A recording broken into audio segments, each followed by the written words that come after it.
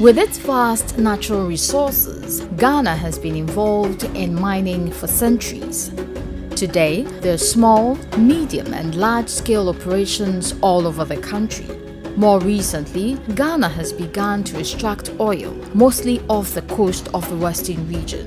Such extractive operations have the potential to impact communities and people who live there. People such as Patience who sell goods near a company site. Patience is happy because the company has brought more people to her local market and she's able to make a better living. But a new group of private security officers hired to guard the company site harass Patience as she walks back from the market.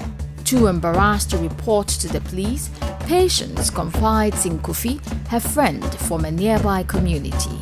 Kofi, like many other youth from the community, feels angry that he is unemployed despite so much activity at the company site. His father, a local fisherman, can't take his canoe to fish where he used to because of the company's offshore oil rig. And now, his friend is being harassed by security officers working from the company. This leads him to organize a protest at the company site entrance. Osei, a police officer, and his partner are called to the company site after reports of the protest. The two of them face a large angry mob which is trying to tear down the gate and enter the site. Osei panics and fires his weapon, sparking anger in the crowd, who break down the gate and enter the building, injuring Osei. Many workers from the company are left injured in the aftermath of the violence. Workers such as Amina, who monitors environmental impact for the company. Amina is working on a program that measures the impact of climate change and how that can affect the community's resources. But the mob sets fire to the company building where she works and the company suspends its operations. Amina is unable to continue her program. Grievances between companies and communities can soon become violent. The security response can risk escalating into further violence. This can cause projects to shut down and even prolong conflict. Natural resource projects managed properly and in peace can have many positive impacts. It can bring new development to communities, skills opportunities, and wealth to the nation.